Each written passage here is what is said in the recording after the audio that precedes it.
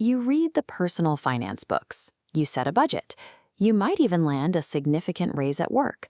But somehow, within a few months, your savings account drains right back down to zero. Or maybe you run a business and you find yourself chronically undercharging for your services, even when you know you are worth more. It's easy to assume this is a lack of willpower or discipline, but math and financial literacy aren't the primary forces at play here. Financial psychologist Dr. Brad Cloms identifies these hidden drivers as money scripts. These are unconscious beliefs about wealth and survival hardwired into our brains between the ages of 2 and 7. We absorb them simply by watching how our parents handle stress, pay bills, or talk about the neighbors.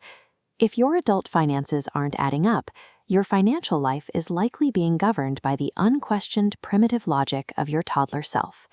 Think about the phrases repeated in your childhood home.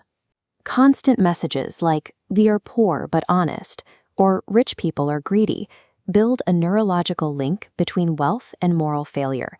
This creates systemic loyalty. Out-earning your parents feels to your subconscious like a betrayal. To cure this anxiety, your brain hits a panic button. Retail therapy or passing up promotions act as economic self-sabotage, quickly draining your wealth back to your family's financial baseline.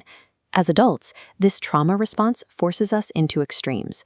We either perfectly imitate a parent's intense financial anxiety by hoarding pennies, or we fiercely rebel, spending impulsively to escape the memory of restriction. Chronic financial self-sabotage is an unconscious act of deep loyalty and love to your family system.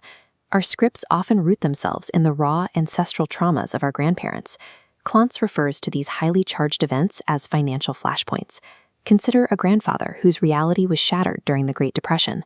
Losing everything overnight cemented an absolute belief that institutions are inherently dangerous. That acute trauma forced extreme survival behaviors.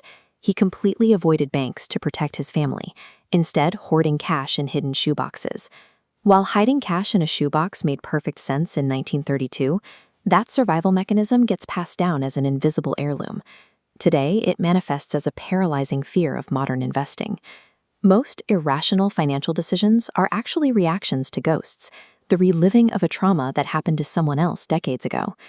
Once we recognize these scripts as inherited narratives rather than absolute truths, we lose the obligation to repeat them. Take a look at this diagram mapping a financial comfort zone.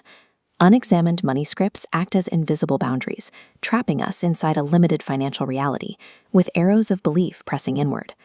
To push those boundaries outward, you can perform a money autobiography. Interrogate your past without judgment. What specific phrases were repeated? How did parents handle stress? Whose approval are you chasing? The ultimate purpose of this psychological autopsy is to definitively separate your self-worth from your net worth. You can honor your family without carrying the weight of their financial trauma. By identifying and rewriting your money script, you finally give yourself permission to prosper.